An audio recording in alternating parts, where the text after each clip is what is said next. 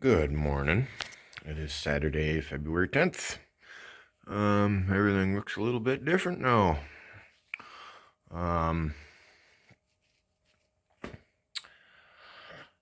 So I'm gonna do a couple videos, a little bit out of order. It's gonna be not exactly chronological, but I'm just giving you a quick update what I'm working on today and why. So, my backup battery charger generator failed after 6 years of hard use. The dual core PMA from Thermodyne finally gave up. I'll just give you the short story. The screws for the retainer clip, the bearing retainer clip, backed out somehow and got chewed up inside of the stator. That must have caused the bearing to back out of its seat and allowed the shaft to flop around and ended up basically destroying my stator. So yeah, a $600 PMA is toast. I did get, like I said, 6 years of very hard use out of it, so I'm still happy with the purchase. I'm not sore with Thermodyne at all. I should have opened it up and checked it more regularly.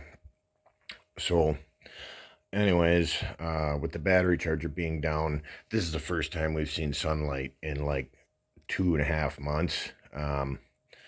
Batteries were extremely pissed for a while, so we were using the generator heavily every single day. And then she finally quit, and I didn't have any way to charge the batteries. And being a 24 volt system, I couldn't just plug any old off the shelf battery charger and plug it into, an off the shelf generator so I could charge batteries, because it's, not like almost none of them are capable of charging 24 volt bank. So I disconnected the old batteries and I reconfigured my series parallel for 12 volts and used my backup inverter. I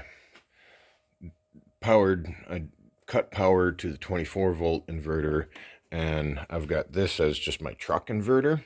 So if I'm somewhere and I need AC power, I can just stab that on the battery under the hood, and boom, I've got power. This is a Jupiter 2000 watt pure sine, and but anyways, I powered up the house with that. I disconnected the hard wires from the Sinbo and just, made a danger cable and plugged it into this, and this is what's been running the house for the last 2 days.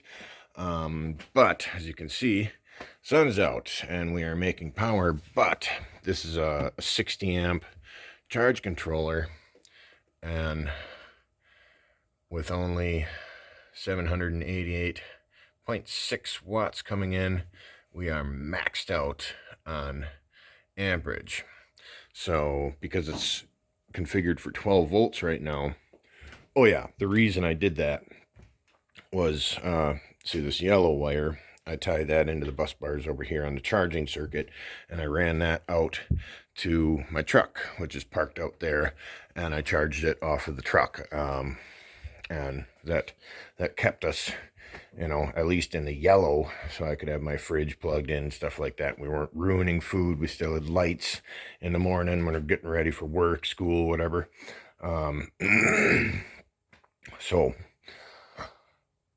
that's why I ran 12 volt, because that was the only option. That was the only way to keep these batteries from completely going into the red and doing damage. So, but now that the sun is out, I can only take advantage of half of the power that my solar array can make.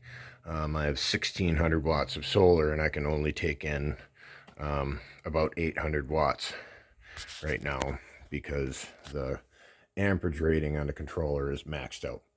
So I'm going to reconvert the series parallel on the big batteries, the newer 6-volt Duracells, back to 24 volt.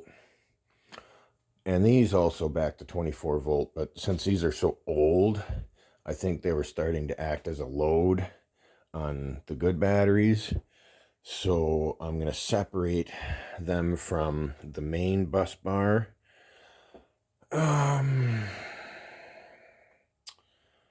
And probably have them on their own circuit over here. I'll have to move this guy and this guy over to here and remove a couple, these two leads. And I had to disconnect the primary, the MPPT wind controller, because this one is strictly 24 volt. This one can do 12 and 24. I think also 36 and 48. This one only does 24. This one does 12 and 24. It's the, cheapo, most absolutely basic charge controller in the world. It's basically just a rectifier with a voltage sense, and if it gets up to goal voltage, it will hit the brakes. So it doesn't overspin the turbine, but it's actually generating something, not a lot, because it's not tracking, it's not like the MPPT, but I'm gonna hook up this side of the bank strictly to the wind charge controller, the MPPT, put this back in 24 volt, and just let the wind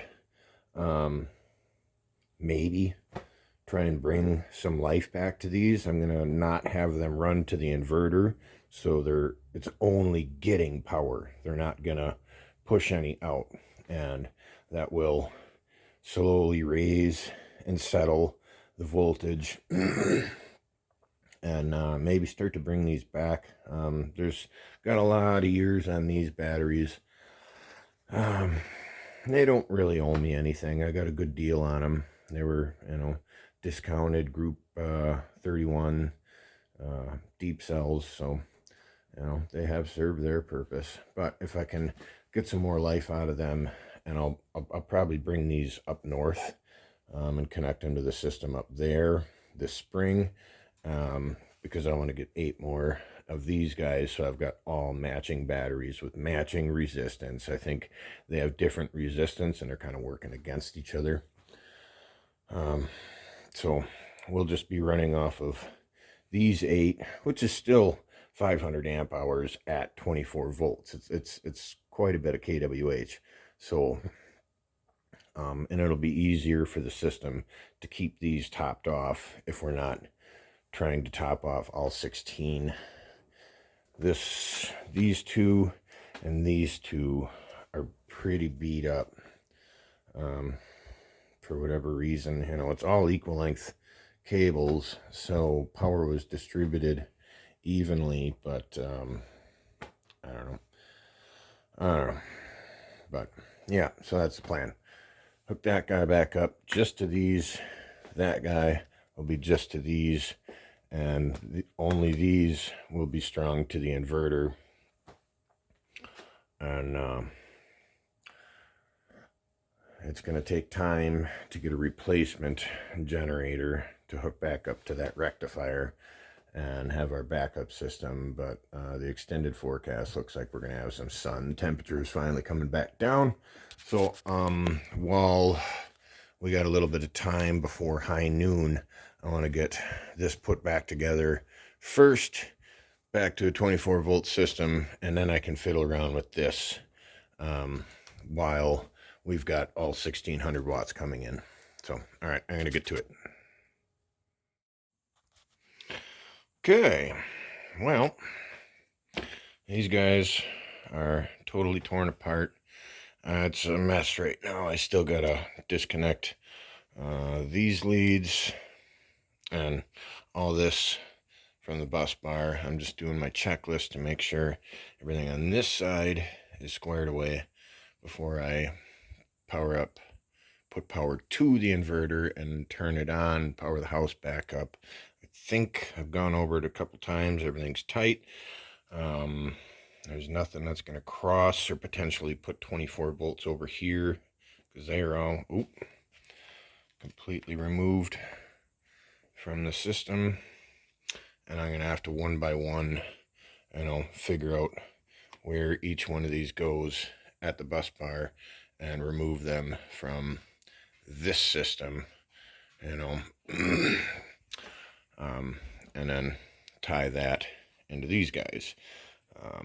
So we'll separate these from this bus bar, send them over to here, and then this whole system, at least right here, will just be for these batteries. And to prevent overcharging, I'll have the dump load controller on, and the leads from the backup generator will go straight to this bus bar in case I need it.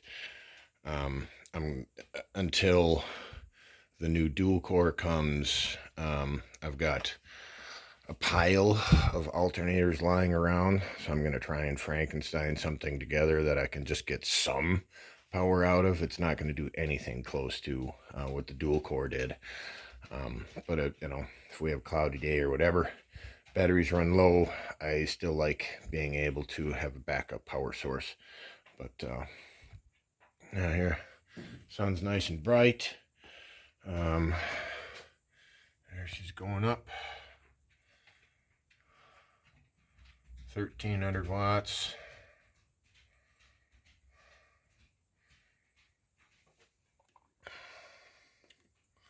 Which is 48 amps, 24 volts. So batteries are charging. What are we up to? 26 volts. That's cool. 26.1. I like seeing it get to 29. That's, and if we're only charging this half of the bank, we'll top these off today. It's supposed to be sunny all day. It's going to be sunny the rest of the week. We'll top these off, hopefully even float them. I'm going to keep all the big appliances off until I see this hit 29. Or I want to make sure they get topped off. So, all right, well, let's wrap this up, and I can show you it all in separated mode, and then we're good. So stay tuned. Super quick update.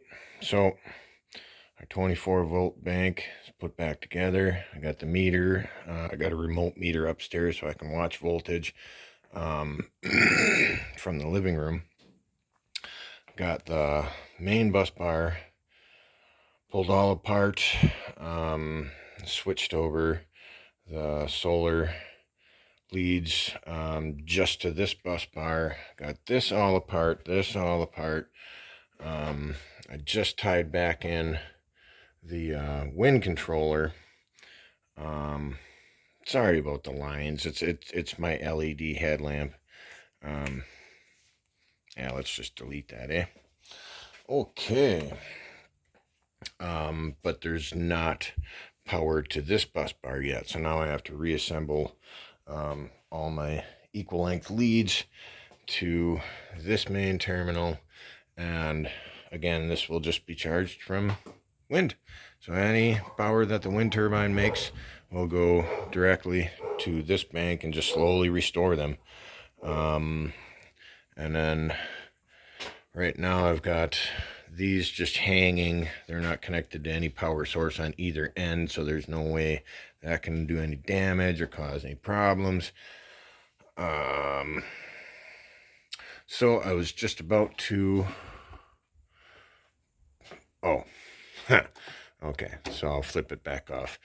Important thing, with your solar line, you want to have a cutoff switch, and instead of having mine outside where I got to run all the way outside to cut power to the controller, there's 0 volts coming in, 0 amps coming in. when you disconnect your solar charge controller from the battery, from battery power, it's really important that you don't have power coming in from the solar, because you're going to have open circuit voltage hitting it and it doesn't know what to do, and you'll fry out your capacitors and you'll destroy an expensive controller. So yeah, I just got these tied back in, so you can watch that.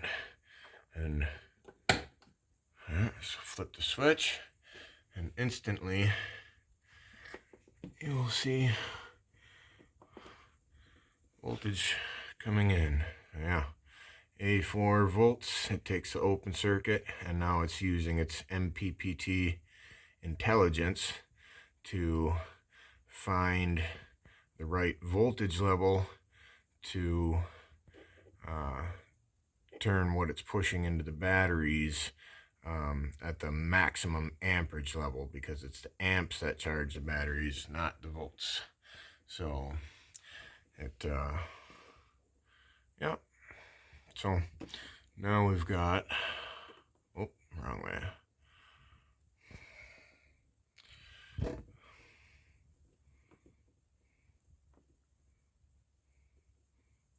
Yep, 1250, almost 1300 watts coming in, and we're about at high noon. So I'm just gonna leave this go, and yeah, now that this is all separated and there isn't any risk of problems or arcing or anything, this is all done on this side.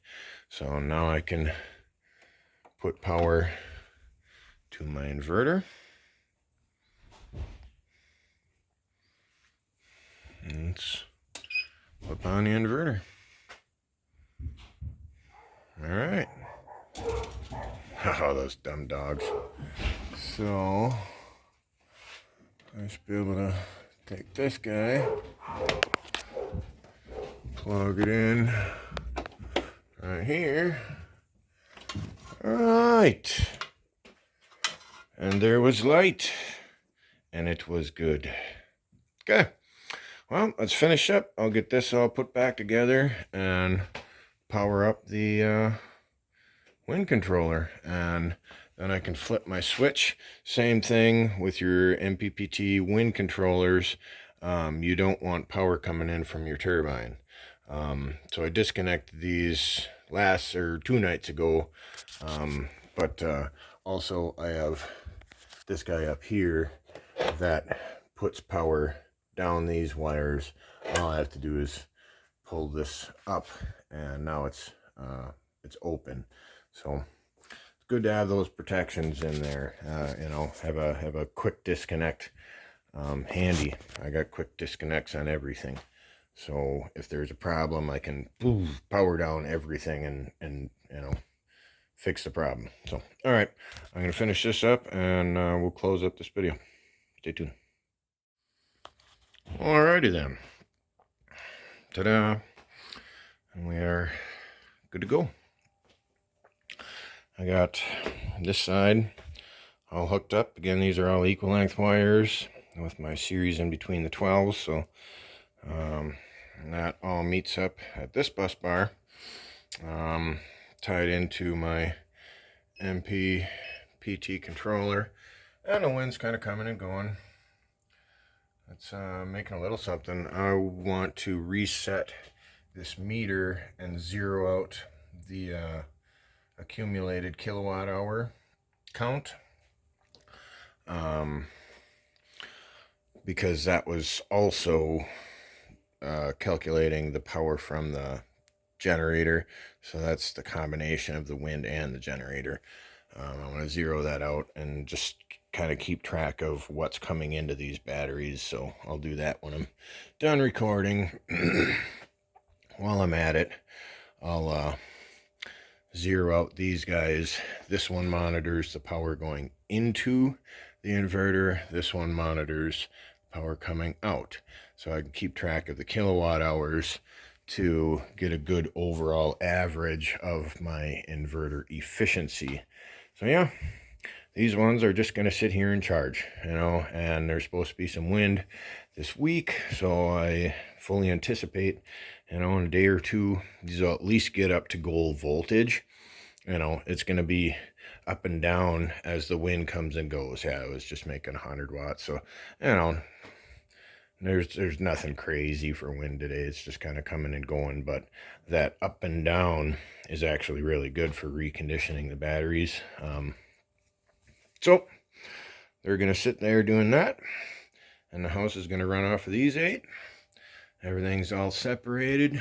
I did nut and bolt check. Everything's all tight. There's no need for the dump load to be hooked up because the controller has a built-in brake anyways. It does a controlled brake. It just slows the turbine down if it happens to get up to 30 volts. It does a soft brake, not a hard brake. Some controllers do like a hard brake, and that can melt down your turbine. So this one's a lot safer. Last thing I had to do was get the 24 volt to 12 volt step down so I can power up the DC system through the house. That's the ventilation, that's my water pump, that's phone chargers, ceiling fans. So we're good to go. Yeah. So stay tuned for I know, I'll do some updates as these batteries start to recondition, and when I Frankenstein something together for a backup generator that I can use until the new dual core comes. Maybe I'll do a quick segment on that. But other than that, thanks for watching. God bless you.